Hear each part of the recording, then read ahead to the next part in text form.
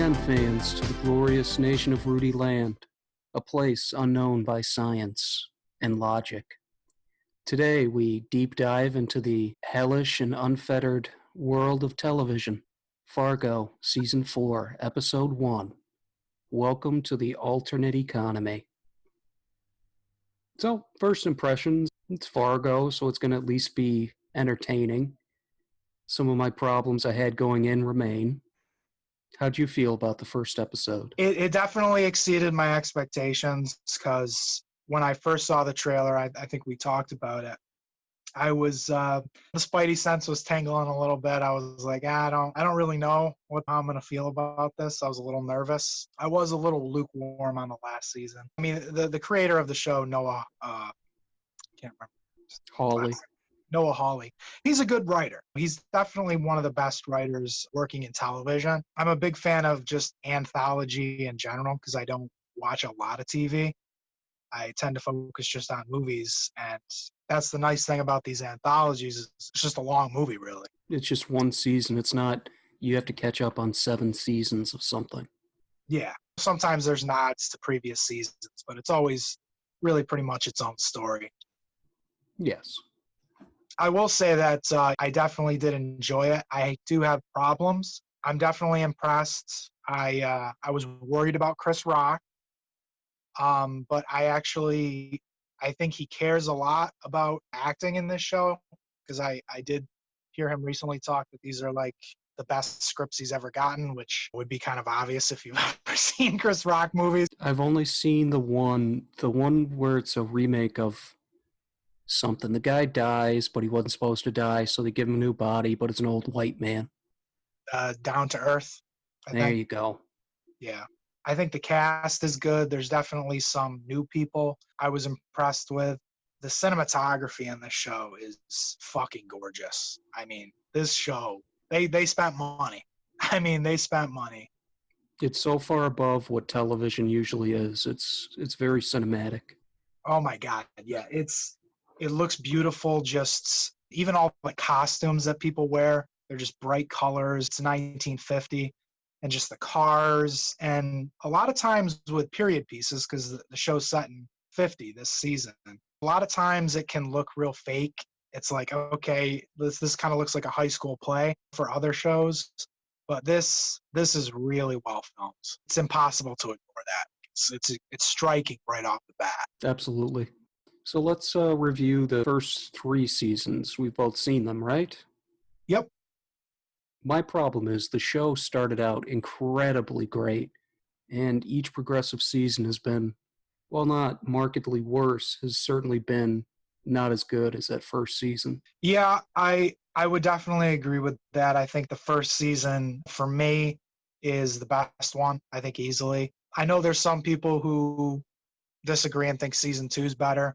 Season 2, I think, is still really good, but it just doesn't have those amazing lines that Billy Bob Thornton just delivers in the first season. I think it's the first episode when he's talking to the cop who pulls him over, who's Tom Hanks' son, Colin Hanks, and he's talking about how on the map it used to say there'd be dragons here. You should go back to your car, and it really sets the tone. This is something special. That's what I really like about Noah Hawley's dialogue, is that he really he does care. You can't deny that there's some really nice attention to detail with his writing, and it's got a nice snap to it. It differentiates itself from the Coens. Yeah. For me, season 3, I think is the worst. I had problems with it. It's not bad by any means, but it felt uneven to me. Like I said, I thought season 2 was pretty solid. I really like David Thewlis. I thought he at least came close to matching Billy Bob Thornton's intensity. For season 3, yeah. Hated Ewan McGregor. Yeah, Ewan McGregor didn't work for me, and actually I didn't really care for David Thewlis, who you liked. I don't know. I didn't find him intimidating personally, but that's just me. Remind me of the second season. Was that Kirsten Dunst and the dude who blew up after Breaking Bad? Yeah, the guy from Breaking Bad. It also had Bokeem Woodbine, who played... I'm guessing the Indian? No, he was the black guy. He was the main gangster. He was really good on the show. Yeah, he was very good. Obviously, the conclusion of his character, we're not going to spoil it, but it's a very interesting way to end that character. So yeah, each season has gotten progressively worse in my eyes. I would suggest watch the first one. If you really like it, check out the second. And if you still like it, why not go for the third? Yeah. And like I said, the great thing about this is you can kind of jump in anywhere. It's an anthology show. With this season, if you haven't caught up, you don't need to feel like that burden. Like you could get to it after this. Yeah. Which is nice. If my memory serves me correct, either in the first, second, or third season, you'd have an odd cast member from previous seasons show up. Not really an important role, just kind of a wink to the audience. Hey, here's what this guy's doing now. Yeah, the second season, I believe it has a younger version of Ted Danson, who works at like a diner or something like that. Yeah. Can't remember. Yeah. So there is a tie-in there. Yeah, there's subtle tie-ins. All right. So aside from New Jack City, I think that Chris Rock sucks as an actor. Great comedian.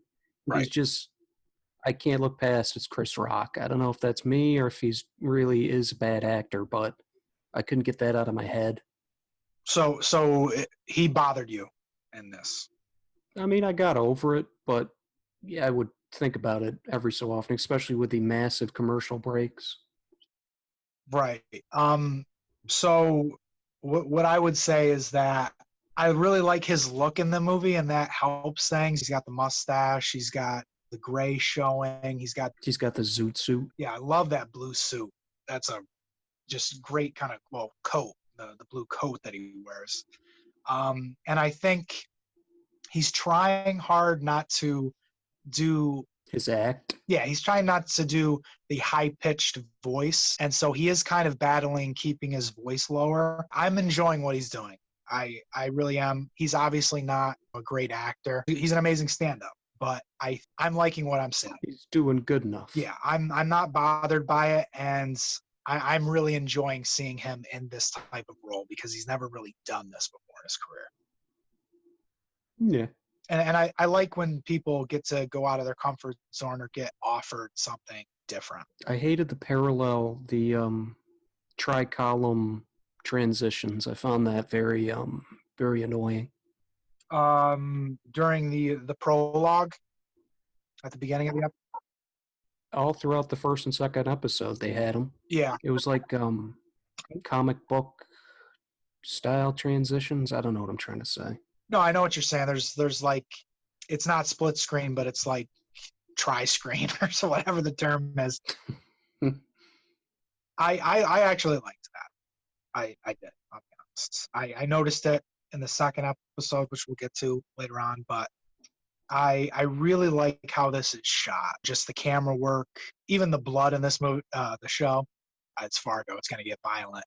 There's this real dark kind of crimson blood that reminded me of like You Were Never Really Here, which I think I talked about. Just really liking the color of the blood in that movie. Little details like that really work for me, especially with so many things now being CG blood. There's more impact to the violence for me when you have that. How did you feel about how the episode opened? Because there's a 23-minute prologue. I mean, it was okay. It was a little. When they first started stomping, I was thinking, like, are they really doing whoever stomps the loudest wins and gets to take over the territory or something? Right. Yeah. That. The worst part for me of the season premiere is that 23-minute opening. It was a little confusing when it started with the sons kind of switching.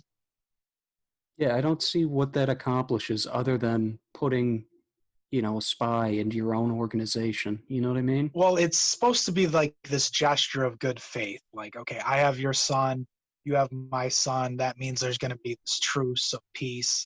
But obviously, they're gangsters. Right? Yeah. You first see the Jews and the Irish going at each other. Then it's the Irish and the Italians, and it goes to. And now it's the blacks. Right, the blacks and the Italians.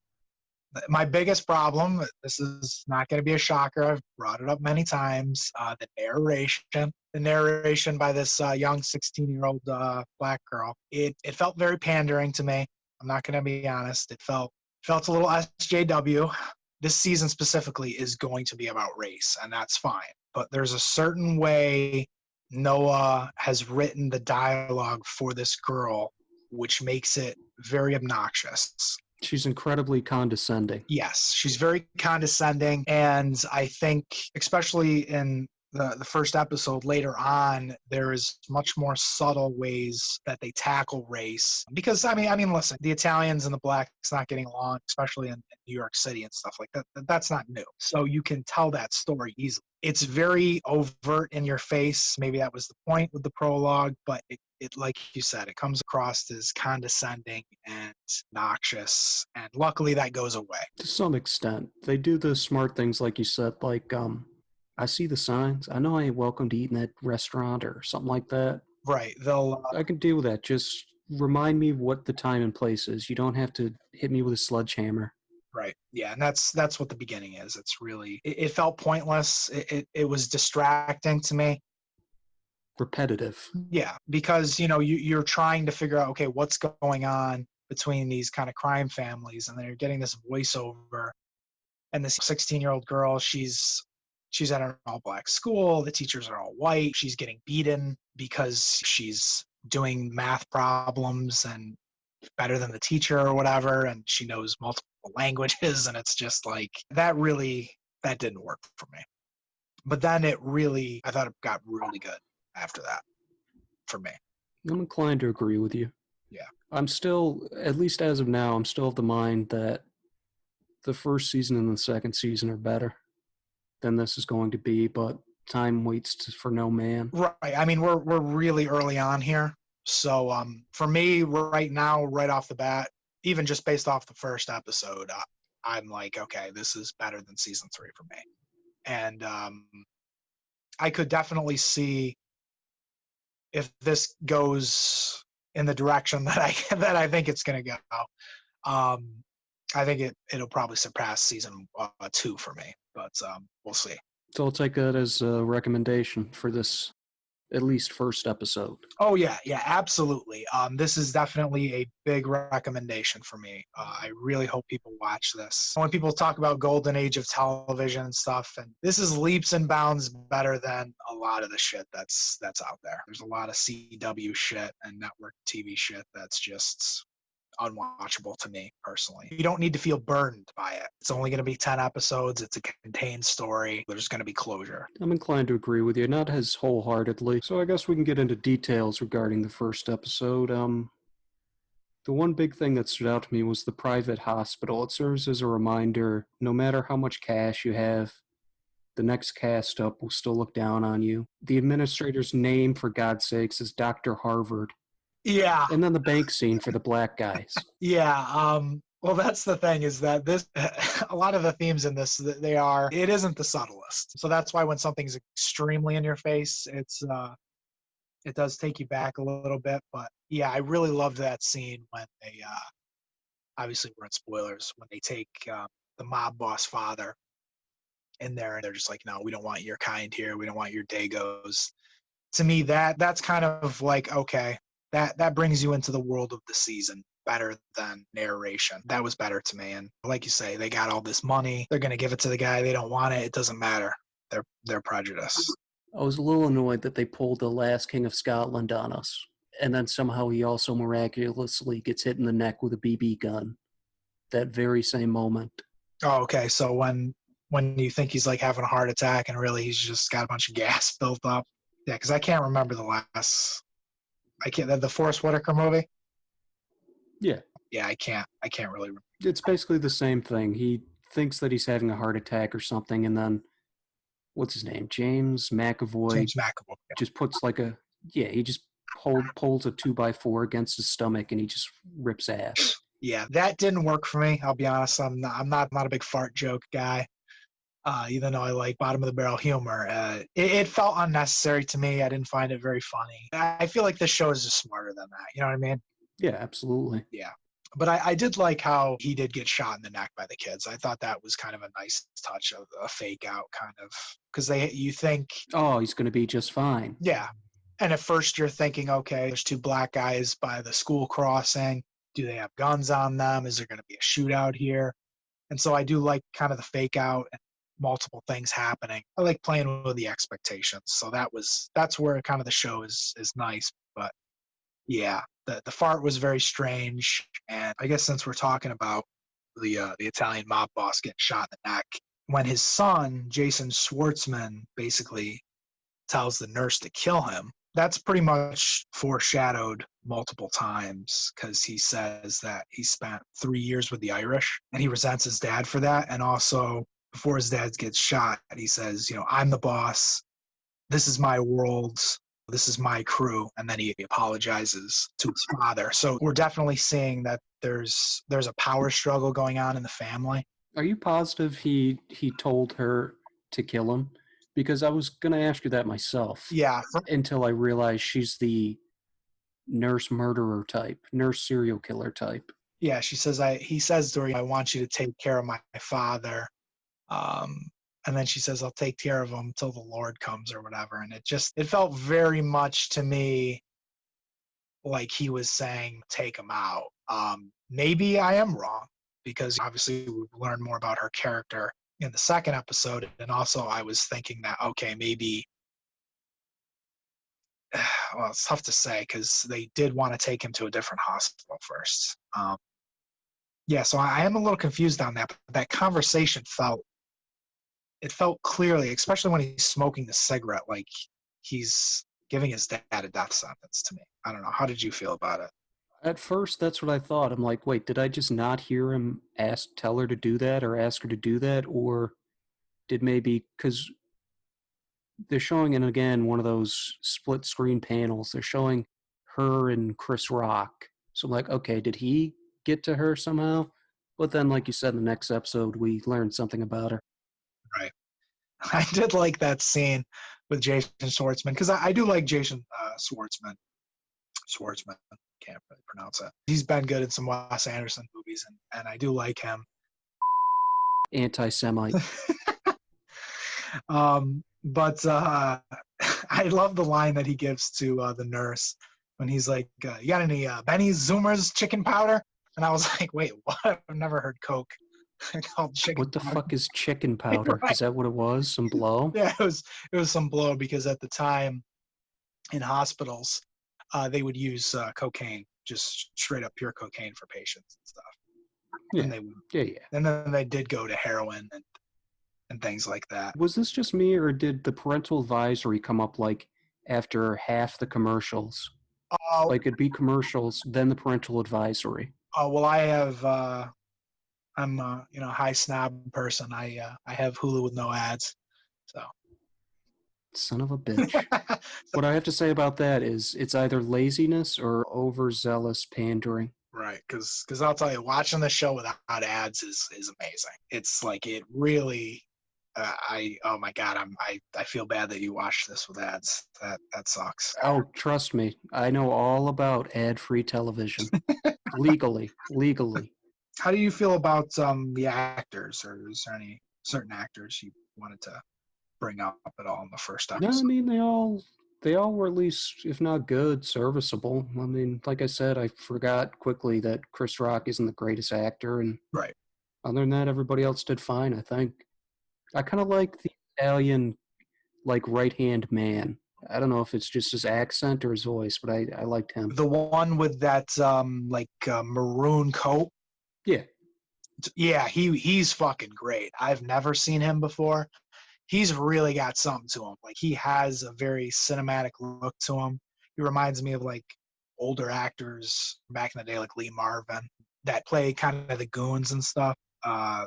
Yeah, I love the Italian in this movie. The way the actors are pronunciating, for the most part, it's spot on. Yeah. Yeah. And that guy, yeah, he really did stand out. I like him a lot. And like I said, I do like Jason Schwartzman. It is weird for me because, as we brought up, he is Jewish, and he's playing the son of an Italian crime His Italian did not play it. Now that you're reminding me, his Italian No. did not work as well when he was saying it. Yeah, when he speaks in Italian, it is a little off, but I do really like him, and I think he's right for Fargo. When I think about even the movie back in the day with actors like William H. Macy, he does fit into the quirky characters, because there's always got to be a few quirky characters um, to offset that. I do like him. How do you feel about the Mortician family? Works well enough. You have a timid father and overbearing mother. The daughter did well enough. I didn't dislike her or anything. Yeah, I like the dad a lot.